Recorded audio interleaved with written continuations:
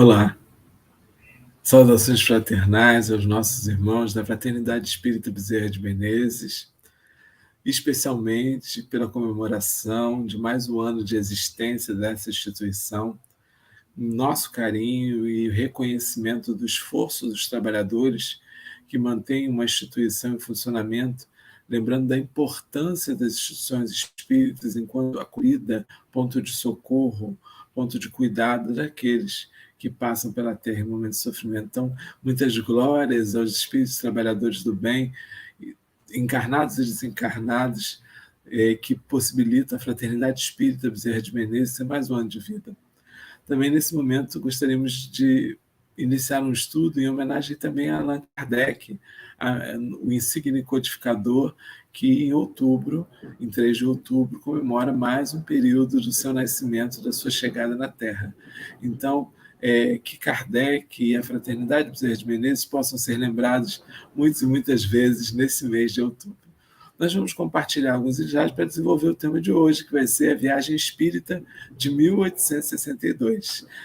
Nesses slides, nós vamos trazer informações a respeito dessa participação ativa, efetiva de Allan Kardec na construção do Espiritismo, enquanto filosofia, enquanto doutrina, da sua expectativa de como deveria se desenvolver o Espiritismo.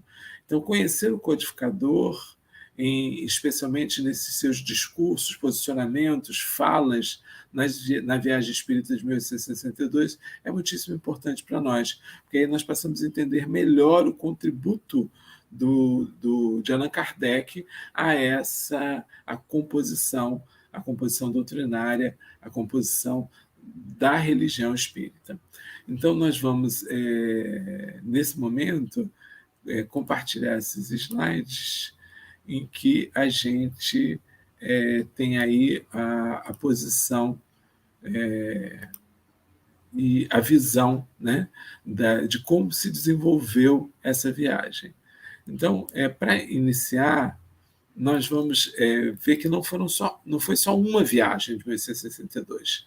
Kardec fez viagem em 1860, 1861, 1864, 1866, 1867, passando pelas cidades de Tours, de Bordeaux, de Orleans, de Lyon, onde ele fazia paradas, e lá, nesses locais, ele se hospedava junto aos companheiros que desenvolviam as atividades espíritas em sociedades ou em seus lares, e lá conversava, tirava dúvidas, trazia exposições. E essa viagem empreendida em 1862, que é o tema da nossa conversa, e nós vemos que há uma resposta, na própria resposta ao convite feito, né, por 500 assinaturas, Kardec, já na resposta, né, a gente vê que ele coloca a sua personalidade, ele coloca os seus posicionamentos. E essa viagem demorou 7 semanas, muita chuva, frio, neve. Foram visitadas 21 cidades, mais de 50 reuniões, cerca de 15 mil quilômetros transcorridos, e o transporte era o cabriole, que é uma espécie de charrete.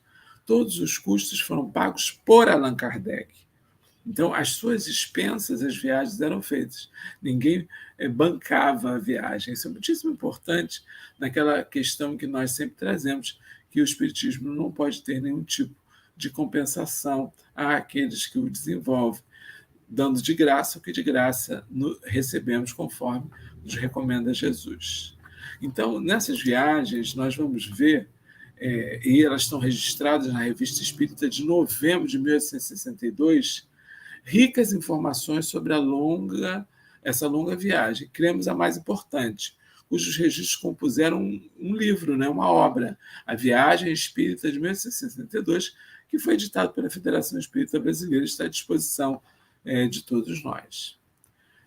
Nesse livro, o sumário o livro é composto de um prefácio, de expressões gerais, de 3 discursos de Kardec, feitos na cidade de Lyon e Bordeaux, e instruções particulares dadas a alguns grupos, direcionando especificamente algumas questões e propostas àquele contexto, aquelas necessidades do grupo. E um projeto de regulamento para uso de grupos e pequenas sociedades espíritas. Então, nesse livro ainda é colocado um pequeno projeto de como deve ser regulamentada uma casa espírita. Então, é um livro muitíssimo interessante. Então, Kardec, nessa resposta que ele deu ao convite que eu falava, ele já diz assim, ó, não vou a Lyon a fim de me exibir, nem para receber homenagens, mas para conversar convosco, consolar os aflitos, encorajar os fracos, ajudar-vos com os meus conselhos naquilo que estiver em meu poder fazê-lo. Então, a questão clara, precisa, assertiva, é de que ele não ia lá em busca de bajulações, de reconhecimento. Ele ia lá em busca de ajudar aqueles que estavam lá, com a sua experiência, a ajustar o que fosse necessário, a consolar aqueles que não conseguiam ter força para enfrentar as questões opositoras do Espiritismo, encorajar aqueles que eram mais fracos, que precisavam de força, ajudar e dar conselhos. Ou seja, ele seria mais fonte de conhecimento do que simplesmente alguém em que se colocaria no púlpito alguém a bater palmas, homenagear. Isso para nós é muitíssimo importante, porque mostra o caráter de humildade e de bom senso do nosso insigne codificador Allan Kardec, porque ele já deixava claro na resposta ao convite do que ele queria, para depois não dizerem que foi feita uma homenagem, ele não valorizou, a gente está dizendo, não precisa fazer homenagem. Ainda na resposta ele diz, e o que de mais agradável me podeis oferecer é o espetáculo de uma união boa, franca e solidária. Crede que os termos tão afetuosos do vosso convite, para mim, valem mais que todos os banquetes do mundo, ainda que fossem oferecidos no palácio. Então, o que importava era a questão do sentimento, das relações fraternas. Kardec já chegou a dizer, na própria viagem de 1852, se não me engano, no discurso 1, que nós devemos ser uma grande família, onde a característica é a fraternidade, a união. Então, a união boa, franca e sólida é o que caracteriza a relação de afeto dos espíritas. Quando nós ouvimos falar de unificação de movimento espírita, devemos entender que ela deve ser precedida pela questão da união. As nossas casas precisam se visitar, precisamos ver a carência uma das outras, precisamos ver as necessidades, precisamos atender como um só corpo, como membros de um só corpo, uns aos outros. Casa espírita isolada não funciona bem. Casa espírita isolada não cumpre o papel esperado pelo codificador, porque isolada ela quebra as relações de afeto, de cuidado com as demais instituições que compõem aquele grupamento, aquela região, aquele local, aquela federativa, né? No nosso caso, CERS. Quais são os objetivos da viagem? É colocado no livro. Oferecer orientações onde houvesse necessidade e instruir-se. Avaliar com os próprios olhos como a doutrina espírita era compreendida.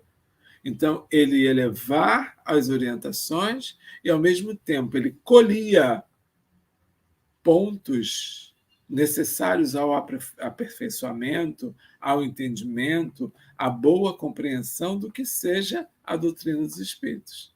Sondar opiniões, apreciar efeitos da oposição e da crítica e conhecer o julgamento que se faz de certas obras. Então, como é que é a opinião? como é que se julga, como é que se conhece o Livro dos Espíritos, o Evangelho segundo o Espiritismo, o Livro dos Médiuns. Ele ali conseguia captar impressões até para fazer alguns aperfeiçoamentos nas obras, como fez. Confraternizar com irmãos de ideal, ou seja, um só pensamento, uma só família, movido pela alegria de estar juntos, né? De se confraternizar, de falar de assuntos que são importantes para todos. Não a alegria pueril, a alegria fácil, mas a alegria com propósito. Então, buscar essa confraternização também era o objetivo da viagem. Nas impressões gerais registradas no livro Viagem Espírita de 1962, Kardec destaca o que é o Espiritismo para ele. E ele diz que o Espiritismo é, acima de tudo, uma questão de princípios, e forte, sobretudo, por suas consequências morais. Ele se faz aceito não porque fira os olhos, mas porque toca o coração. A questão não é o fenômeno que chama a atenção. A questão não é a quantidade de pessoas que estão na casa espírita. A questão é a qualidade de quem são os trabalhadores, a qualidade e os resultados que abrange também aqueles que participam, os frequentadores. Então, o Espiritismo é forte pelas consequências morais que consegue alcançar em trabalhadores, em frequentadores, em cada um de nós. Claro, começando por nós. Nós precisamos, então, entender que esses princípios consolidados, e o Espiritismo não traz moral nova, essa moral é do Cristo, é o que vai caracterizar a sua importância, que vai dizer, olha, o Espiritismo se completa, porque ele é uma questão de princípios. Esses princípios morais precisam estar vivos no espírita, na casa espírita, no movimento espírita. Já é muito, sem dúvida, crer, mas a crença apenas não é suficiente, diz Allan Kardec, se ela não oferece resultados. E isso, infelizmente, tem ocorrido em muitos dos casos. Faço referência àqueles para os quais o Espiritismo não passa de um fato, de uma bela teoria, uma letra morta que não produz, na estrutura íntima dessas pessoas, nenhuma transformação, nem em seu caráter, nem em seus hábitos. Nós sabemos que nós primeiro entramos no Espiritismo, quando começamos a frequentar a casa espírita, quando começamos a conhecer, vamos muitas vezes pelas necessidades, e depois nós começamos a estudar, nos aprofundar, a conhecer mais, aí o Espiritismo entra em nós. Depois é preciso que o Espiritismo saia de nós.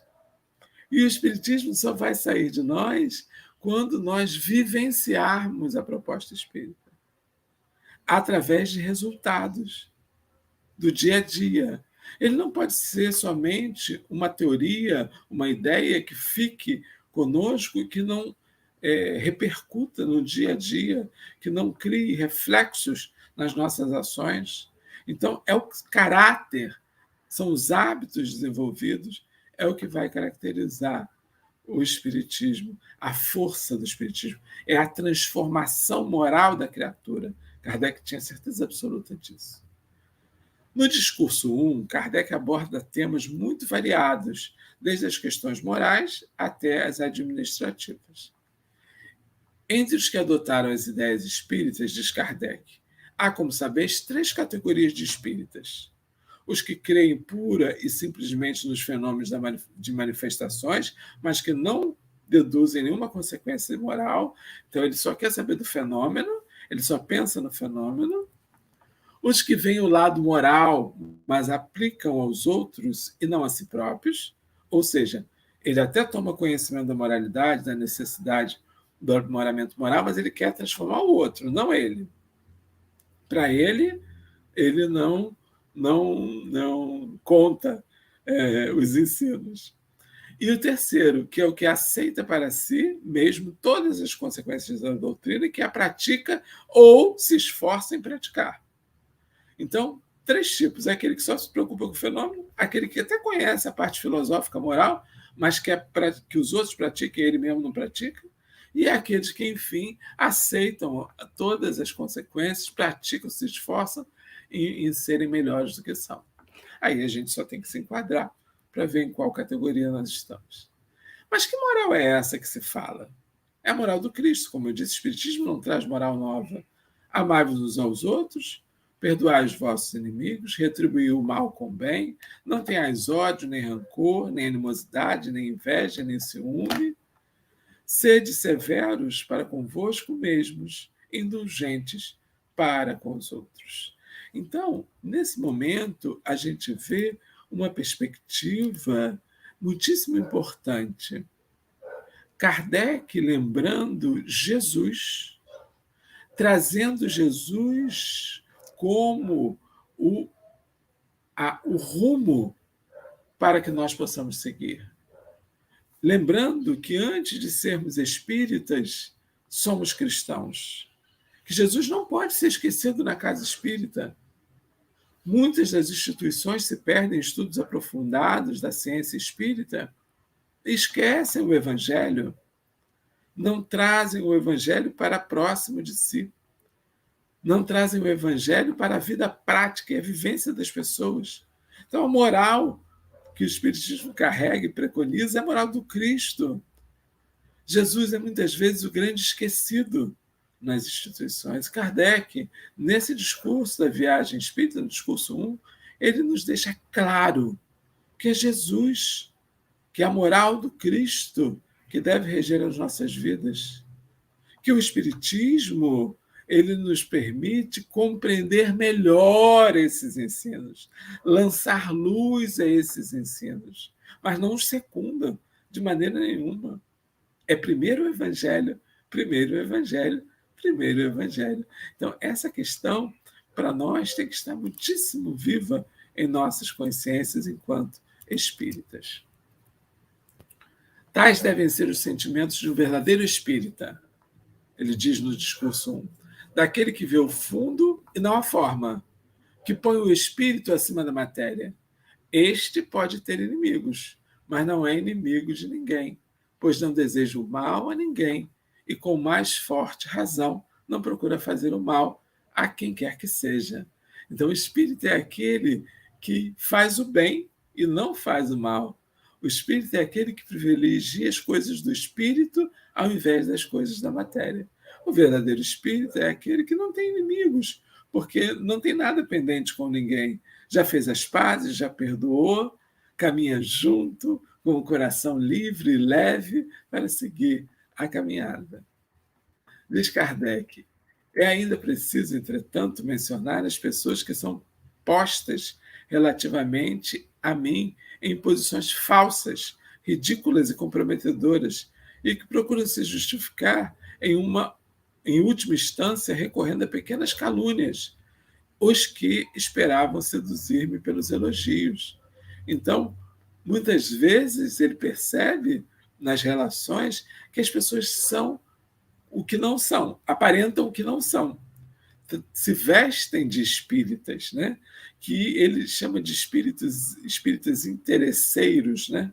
Que, na verdade, falseiam uma posição moral, falseiam um comportamento para seduzir encarnados e desencarnados, para trazer para si elogios, para trazer para si posições de destaque. Então, muitíssimo cuidado, ele nos alerta sobre isso. Querendo levar-me a servir aos seus desígnios e que reconheceram a inutilidade de suas manobras para atrair a minha atenção. Aqueles que não elogiei, não incensei, e que isso esperavam de mim, aqueles, enfim, que não me perdoam por ter adivinhado suas intenções. Olha lá, quantos nós já vimos ouvir de pessoas que dizem: o palestrante tal não me deu atenção, o dirigente da instituição Y não fala direito comigo, ele tinha que ter visto a minha faculdade mediúnica, será que ele não percebeu que eu sou uma pessoa boa? Né? Que mediunidade ele tem que ele nem percebeu as minhas energias? Então, são muitos de nós que estamos, através de um interesse particular, na busca do reconhecimento dessas habilidades, desses comportamentos, quando não se precisa disso. E quando a pessoa não faz, nós nos aborrecemos com ele, dizendo: aquele palestrante não vale nada. Eu tive com ele, ele é arrogante, ele é frio, ou porque a gente esperava que ele fizesse conosco algum tipo de deferência, algum tipo de destaque, e que não o fez. Então, são reflexões que Kardec trazia para aqueles que estavam lá, mas que servem para a gente. Ele nos alerta sobre as quedas, os escolhos. Ele diz assim: eu disse que os adversários têm uma outra tática para alcançar seus fins: semear a desunião entre os adeptos do Espiritismo, atiçando o fogo de pequenas paixões, dos ciúmes, dos rancores, fazendo nascer cismas, suscitando causas de antagonismo, de rivalidade entre os grupos, a fim de fragmentá-los, entre as pessoas e entre os grupos dentro da casa espírita. É um ciúme do que um fulano deu atenção para um, não deu para outro, fulano abriu a sala para mim, não abriu para o outro, fulano deu um pedaço de bolo maior para um, não deu para o outro, e assim as pequenas coisas vão gerando, essas pequenas paixões, apegos, vão gerando foco de desunião entre os adeptos. E ele diz que é essa a tática dos adversários do Espiritismo. Essa é a tática que usam muitas vezes os espíritos encarnados e desencarnados malfeitores para semear a desunião. Ele fala também dos médiuns obsediados ou fascinados. Por orgulho, estão de tal modo persuadidos de que tudo quanto obtém é sublime e não pode vir senão de espíritos superiores, que se irritam à mínima observação crítica, a ponto de se imporem com seus amigos quando estes têm a inabilidade de não admirar os seus absurdos. Então, médiuns, aí nesse caso, que são obsediados ou auto-obsediados e que se irritam mediante uma observação, uma crítica sobre a sua produção mediúnica. Isso também é muito comum até hoje entre nós. Já era nessa época, por isso Kardec coloca na sua fala, e é muitíssimo comum hoje. Quando o indivíduo é contrariado a despeito de um posicionamento, de uma fala, de uma questão, especialmente na área da mediunidade, ele fica irritado. Aí troca de casa espírita. Aí vai trocando de casa espírita, como isso fosse solucionar a questão. Porque não sabe que a questão é ele. Então ele vai para uma casa e briga, vai para outra e briga, vai para outra e briga, e não consegue encontrar um local seguro e tranquilo para ficar. Há ainda aqueles cuja suscetibilidade é levada ao excesso, que se melindram com as mínimas coisas, mesmo com o lugar que lhes é destinado nas reuniões, aquele lugar da frente, às vezes, né? Se não os põe em evidência, com a ordem estabelecida para a leitura das comunicações, ou quando se proíbe a leitura daqueles cujo objetivo não parece oportuno na Assembleia. Então, Kardec lembrando, né? Eu tomei uma psicografia e não leram, não deram valor. Isso tem que ter muito cuidado com isso, né? Claro que às vezes a gente precisa mostrar mais de uma pessoa para que haja uma avaliação coletiva, porque um indivíduo pode errar. Mas não significa que aquela leitura tem que ser feita na frente de outras, que tem que se passar e trazer em evidência aquela produção mediúnica. E as pessoas ficam melindradas, né? Cheias de queixumes, mais um motivo para que troquem de instituição, para que caminhem para lugares diferentes.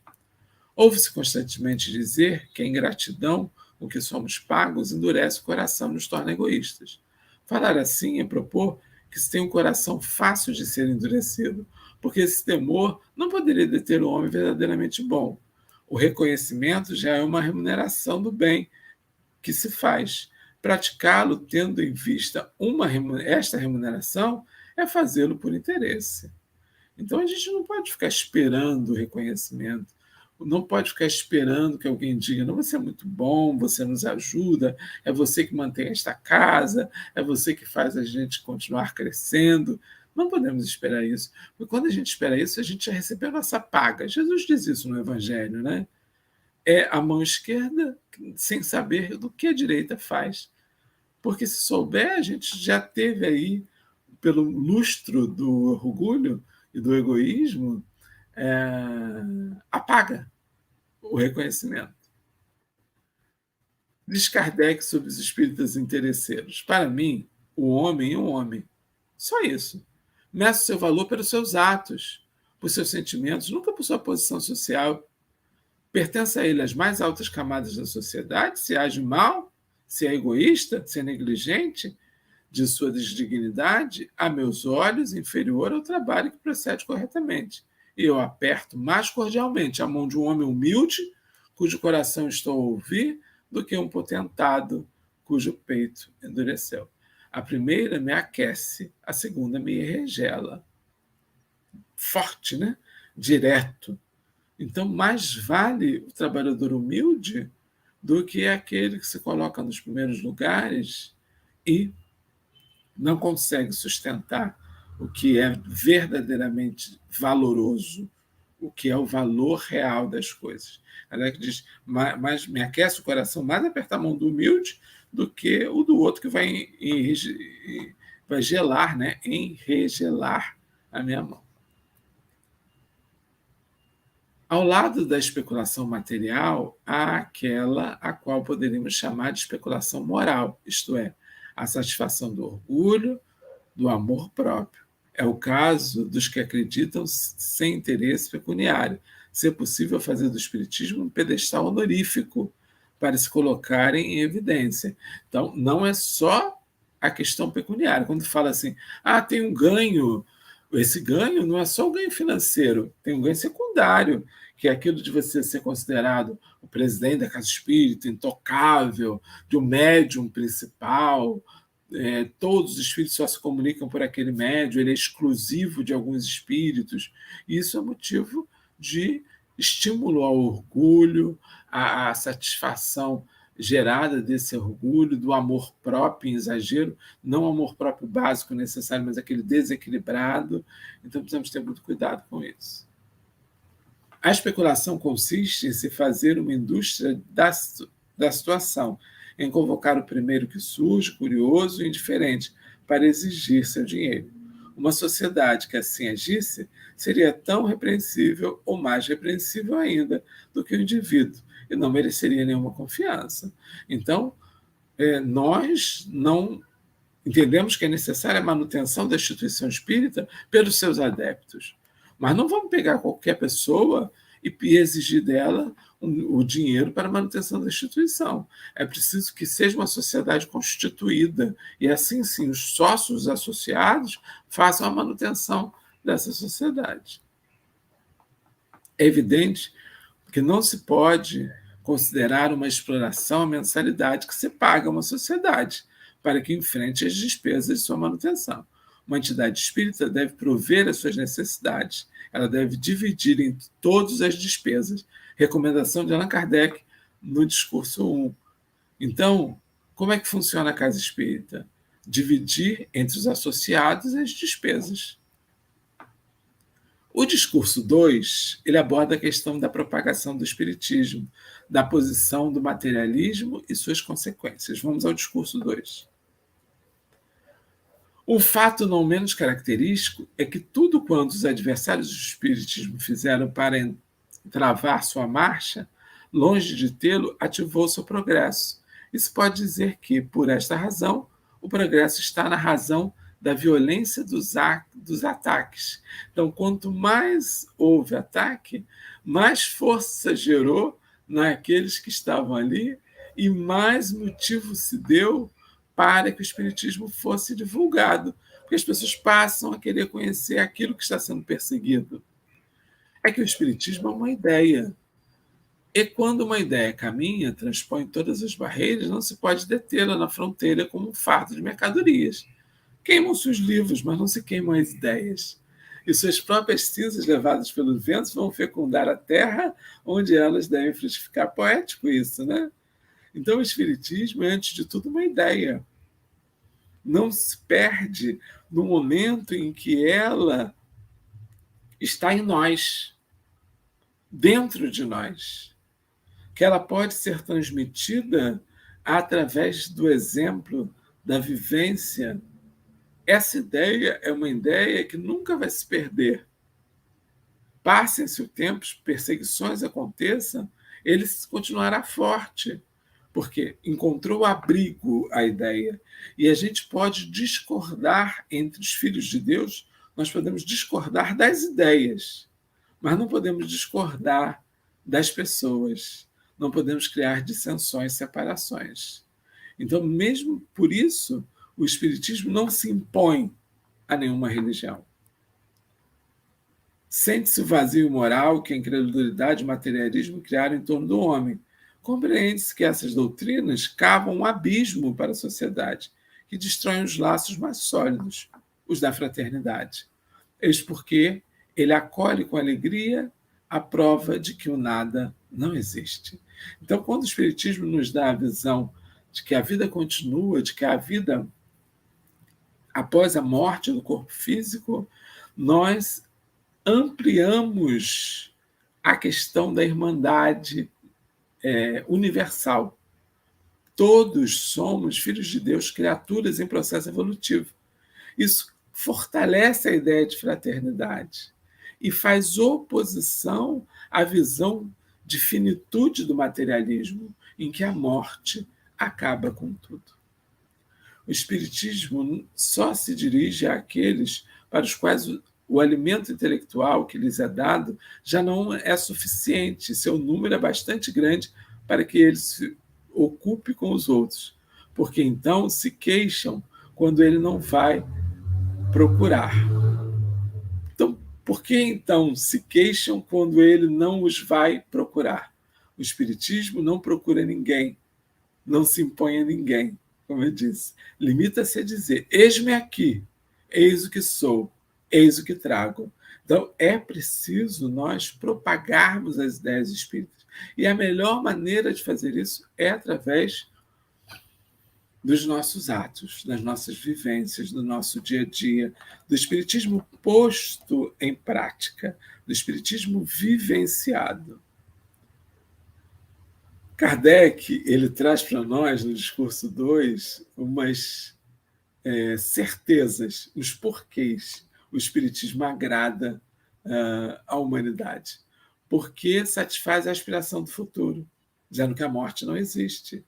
Apresenta claramente a certeza de que essa vida futura possibilita ao homem renovar-se, reconstruir-se, livrar-se do mal e buscar o bem. Porque o mal é passageiro e o bem é eterno.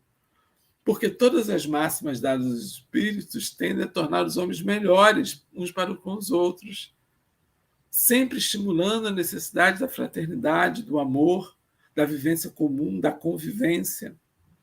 Porque com a pluralidade das existências, as misérias materiais apresentam uma razão, estão ligadas ao plantio equivocado do passado, a uma causa que está lá no passado. Então, nós não passamos a não culpar mais a providência divina, porque nós sabemos que está em nossas mãos a colheita por justiça do que nós cometemos. Porque o homem é feliz por saber que os seres que lhe são caros não lhe estão perdidos, apenas uma separação momentânea. Já já todos que se amam vão se reencontrar. No discurso 3 da viagem de 1862, Kardec aborda a caridade pela benevolência, pela justiça, pela indulgência, em relação ao próximo, levando a o que levará a uma reforma social. Então ele diz assim no discurso 3: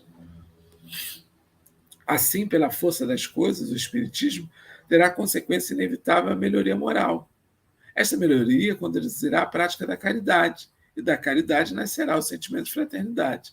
Quando os homens estiverem imbuídos dessas ideias, e elas conformarão suas instituições, e será assim que realizarão naturalmente e sem abalo todas as reformas necessárias. O homem novo, a instituição nova, pela prática do bem, pela melhoria que começa em mim e vai às instituições. Imagina, nós reclamamos muitíssimo das instituições falidas que regem o nosso país, no campo da política, no campo administrativo, no campo da segurança pública, no campo da saúde, da educação. As instituições são falidas porque as pessoas que as conduzem estão moralmente falidas. À medida que nós consigamos nos melhorar, as novas gerações vão conduzir-se para o bem através da prática da caridade. E essa caridade vai gerar sentimento de fraternidade, que unirá um só rebanho para um só pastor.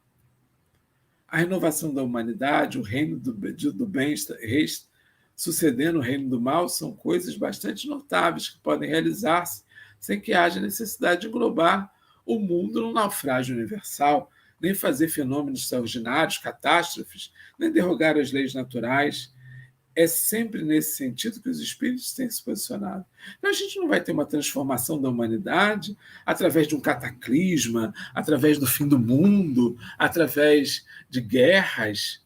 Nós vamos ter a renovação moral quando o indivíduo se movimentar, quando o indivíduo se transformar, quando o indivíduo construir em si o esforço de combater os maus hábitos e as más inclinações. Quando toda criatura humana pensar mais no outro fraternalmente do que em si mesmo. Enquanto isso não acontecer, nós estamos nessa caminhada em direção à felicidade, trabalhando e lutando por um momento de regeneração de nossas almas. Diz Kardec: seja-vos possível fundir-vos em uma única e mesma família, a dar-vos mutuamente, do fundo do coração e sem pensamento premeditado, o nome dos irmãos. Os grupos são indivíduos coletivos que devem viver em paz. Eles são os batalhões da grande falange. Ora, o que será feito de uma falange que os batalhões se dividem? Imagina um centro espírita contra o outro, o centro espírita querendo fazer palestra no mesmo momento do outro, só para concorrer. No momento da pandemia, nós vimos isso diariamente, praticamente. Nós chegamos a ver em alguns momentos que nós estávamos fazendo algum estudo e botavam lá no chat, não percam, neste momento acontecendo uma palestra. Imagina a concorrência, a separação, dissensão, quando nós precisamos ter este espírito de família.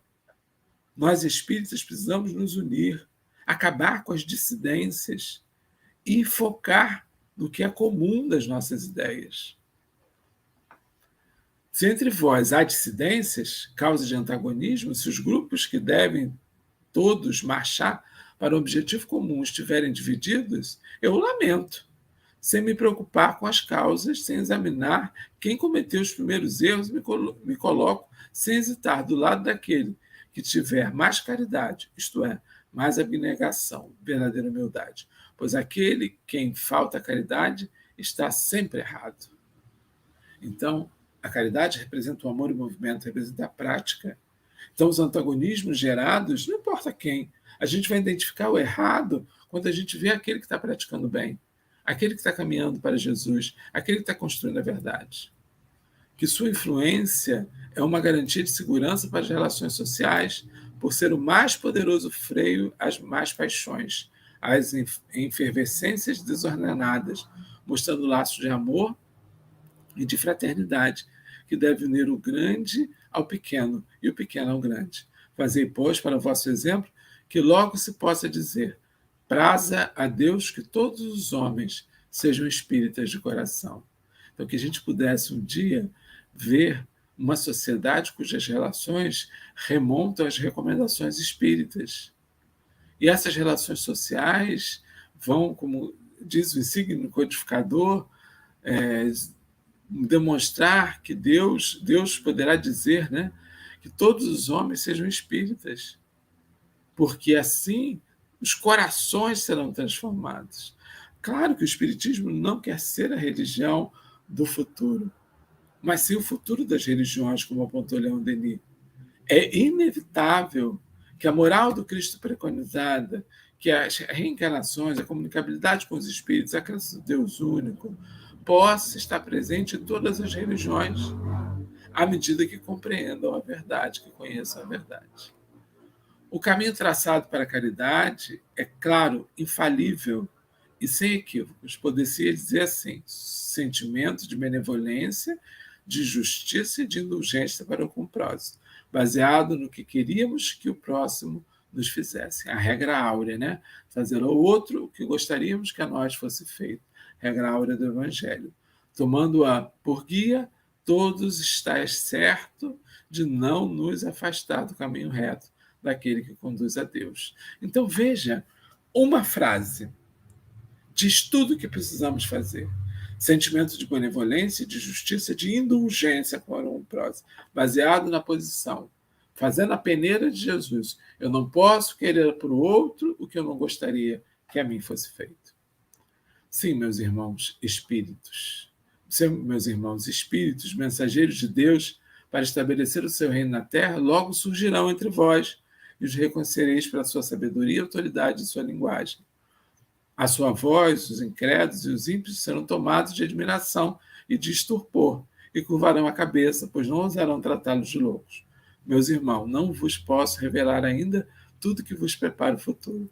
Então, nesse momento, Kardec falava muito das obras subsidiárias de Joana de Ângeles, de Chico Xavier, os espíritos sábios que vêm nos orientar, que vêm trazer mensagens e que gerou muita admiração. Inclusive, os ímpios e os incrédulos se converteram ao ouvir, ver Chico com as suas manifestações, com as suas verdades trazidas direto do mundo espiritual. Então, Kardec profetizava isso para o futuro. O espiritismo será o traço de união que aproximará os homens divididos pelas crenças e pelos preconceitos mundanos. Ele derrubará as mais fortes barreiras que separam os povos. O antagonismo nacional, por exemplo, né? À sombra dessa bandeira, que será o seu ponto de concentração, os homens se habituarão a ver irmãos naqueles que só viam inimigos. Um só rebanho para um só pastor, sem barreiras. Pontos de atenção que a gente registra a partir das impressões gerais que Kardec teve da viagem. O progresso na adesão ao Espiritismo é importantíssimo.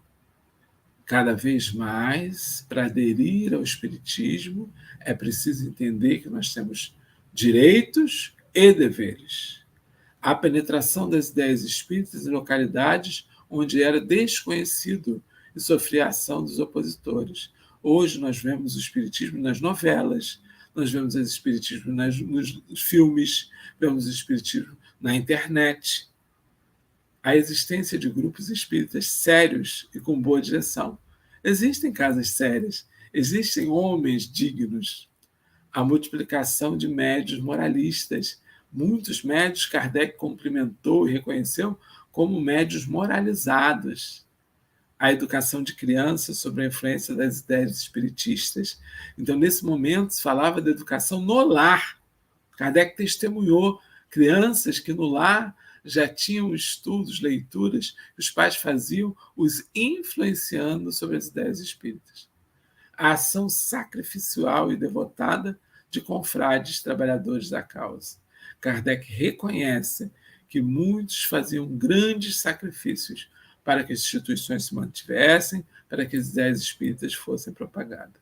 A apresentação da ideia do diabo na cultura local, ele percebeu isso.